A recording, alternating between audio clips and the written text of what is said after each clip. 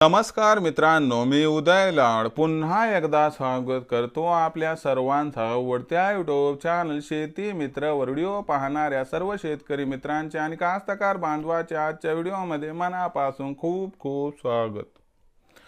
मित्रांनो, थंबनेल बघितलं, टायटल वाचलं हो मित्रांनो, सामान्य सोयाबीन उत्पादक कास्तकार बांधवांचा सध्याच्या कंडिशनचा सर्वात महत्त्वाचा सवाल की 15 डिसेंबर नंतर अखेर देशांतर्गत बाजारामध्ये आता सोयाबीनच्या भावात तेजी येणार की मग मंदी.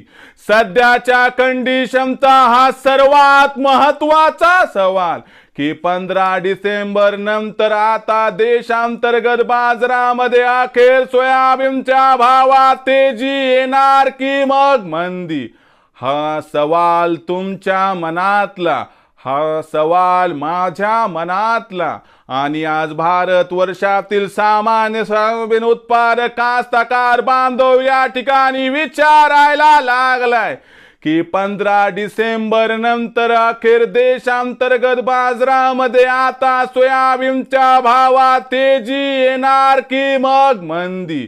या सर्वात महत्त्वाच्या प्रश्नाचं जर आपल्या सर्वांना जाणून घ्यायचं असेल या ठिकाणी अचूक उत्तर, तर कृपया आपण सर्वांनी हा व्हिडिओ या ठिकाणी सुरुवातीपासून शेवटपर्यंत पाहावा.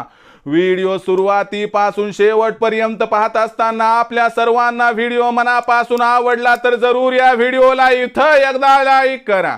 जास्तीत जास्त कास्तकार बांधवांपर्यंत व्हिडिओ पाठविण्यासाठी जरूर या व्हिडिओला इथं एकदा शेअर करा. सबस्क्राईब करून जरूर नोटिफिकेशन बेलला या ठिकाणी ऑल करा. याच्यामुळे येणारा प्रत्येक व्हिडिओ हा आपल्या सर्वांना या ठिकाणी सतत मिळत राहतो.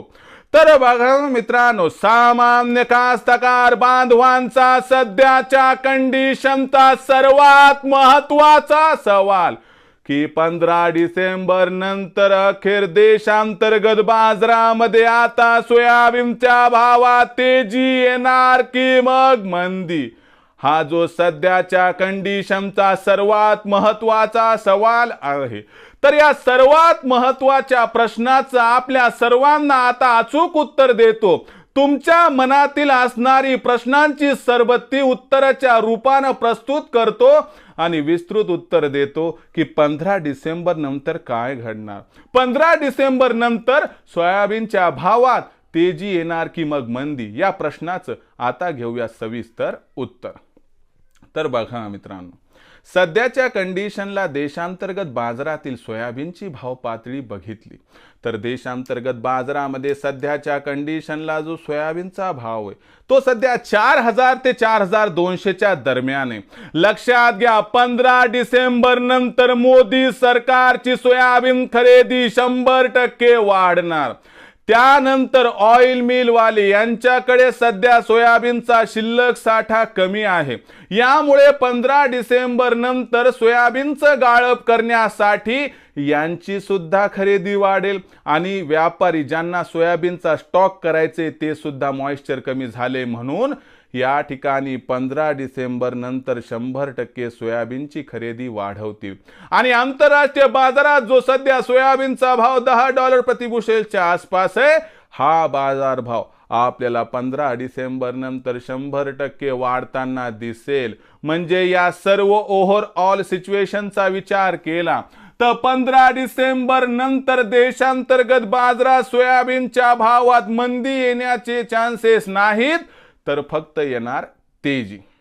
म्हणजे तुमच्या पहिल्या प्रश्नाचं उत्तर मिळालं की 15 डिसेंबर नंतर सोयाबीनच्या भावात तेजी येणार की मंदी, तर 15 डिसेंबर नंतर सोयाबीनच्या भाव 100% येणार तेजी. आता मग लगेच प्रश्न येतो की 15 डिसेंबर नंतर मग सोयाबीनच्या भावात किती तेजी येणार.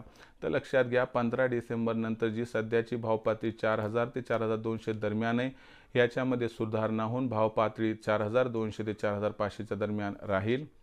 आणि अनुकूल परिस्थितीमध्ये 31 डिसेंबरपर्यंत सोयाबीनचा भाव हा जर 4300 पासून 4700च्या दरम्यान राहिला तर आश्चर्य वाटायला नको, पण 5000चा भाव 31 डिसेंबरपर्यंत मिळण्याची शक्यता जवळपास संपली.